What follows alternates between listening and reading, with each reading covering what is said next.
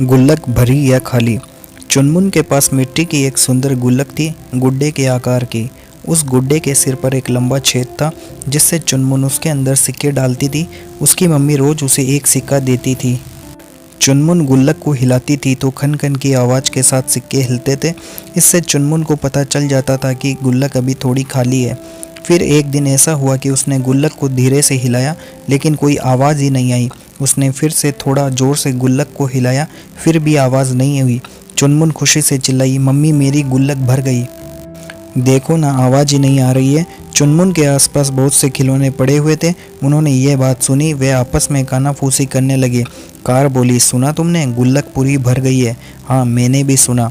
कितने सारे पैसे होंगे अंदर? जोकर बोला, काश मैं इस पैसे वाले गुड्डे से शादी कर पाऊँ, फिर मेरे पास भी ढेर सारे पैसे हो जाएंगे। गुड़िया ने कहा। धीरे धीरे सभी खिलौने इस गुड्डे को बहुत आदर करने लगे। उन्हें उसकी बातें बहुत अच्छी लगती थी। खिलौने उसकी तारीफ करते और कहते, देखो कैसी राजकुमार जैसी छवि है, अब तो हिलाने से भी आवाज़ नहीं करता। अरे बड़े लोग ऐसे ही होते हैं। हाँ भाई, जब आपके पास पैसा हो तो अपने आप ऐसी सभ्यता आ जाती है। इस तरह सब खिलौने उसके आसपास मंडराते रहते थे। कुछ दिनों के बाद चुनमुन का जन्मदिन आया।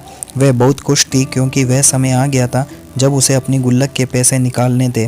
उसे ये गुल्लक बहुत पसंद थी, इसीलिए मम्मी ने उसके लिए इसी तरह की एक और गुल्लक लाकर रखी थी, एक और सुंदर गुड्डा। चुनमुन अपने कमरे में आई और पुरानी गुल्लक को उठाकर नई गुल्लक उसकी जगह रख दी।